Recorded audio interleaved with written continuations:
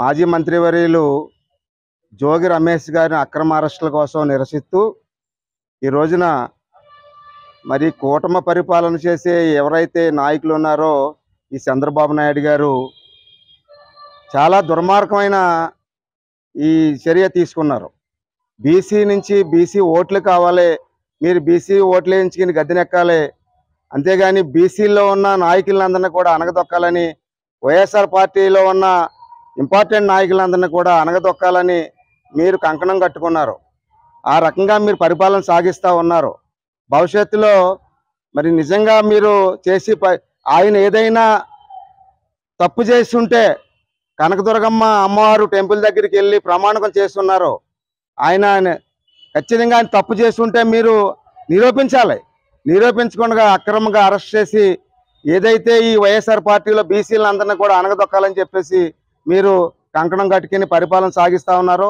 ఖచ్చితంగా దీనికి సంబంధించి మూల్యం చెల్లించుకోవాల్సిందే. మీరు కూటమి నాయకులందరూ కూడా దీన్ని మేము తీవ్రంగా ఖండిస్తూ ఉన్నాం.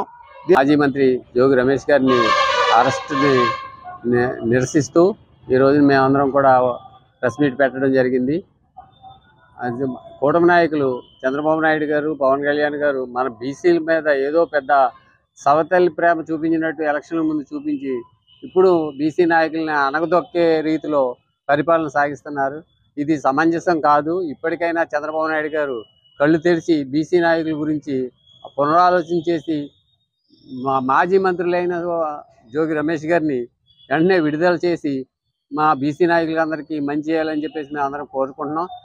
లేని పక్షంలో రాబోయే రోజుల్లో బీసీ నాయకులందరూ ఏకతాటిపై నిలబడి మా సంఘీభావం తెలియపరిచి తగిన బుద్ధి చెప్తామని చెప్పేసి ఈ సభాముఖంగా మేము తెలియజేస్తున్నాం. రాష్ట్ర వైఎస్ఆర్సీపీ నాయకులు, రాష్ట్ర మాజీ మంత్రివర్యులు జోగి రమేష్ గారు బీసీ సామాజిక వర్గానికి చెందిన వ్యక్తి. అతన్ని అరెస్ట్ అన్నది చాలా దుర్మార్గమైన చర్య.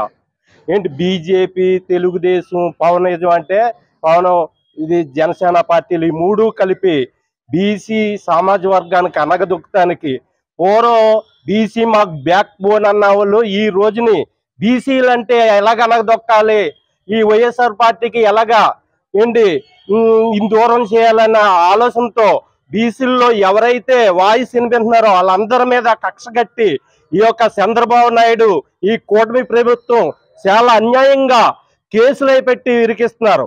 నిజాన్ని బయటికి తీస్తే ఆ నిజాన్ని చెప్పిన వాడి మీదే కేసు తిరగరాంచి అతన్ని ఈ రోజు అరెస్ట్ చేస్తామన్నది ఎంత దుర్మార్గ చర్య అంటే ఈ కూటమి ప్రభుత్వం చేస్తున్నది చాలా దారుణమైన ప్రభుత్వం, చాలా దారుణమైన వ్యవస్థ నడిపిస్తున్నారో. ఈ వ్యవస్థ ఎన్నో రోజులు నిలబదు. బీసీలంటే ఈ బ్యాక్ బోన్ వైఎస్ఆర్ పార్టీ తరపున, నర్సాపురం నియోజకవర్గం తరపున చెప్తున్నా, మీకు దీనికి మూలం చెల్లించుకోవాల్సి వస్తుంది కూటమి ప్రభుత్వం అన్నది. మీరు కూటమిలో ఏ నాయకులను అయితే అరెస్ట్ చేశారో వాళ్ళందరూ కూడా మూలం చెల్లించుకుంటారు. జోగి రమేష్ గారు మంచి నాలెడ్జ్ ఉన్న వ్యక్తి. దేని మీద అనగలగ వాళ్ళ ఫ్యామిలీతో, వాళ్ళ కుటుంబం, వాళ్ళ భార్య, వాళ్ళ పిల్లలు వచ్చి దుర్గమ్మ, మన ఆంధ్రప్రదేశ్ లో దుర్గమ్మ సన్నిధి ఆలయంలో ఎదురుగా వచ్చి ప్రమాణం చేశారు, దీపం ఎత్తారు.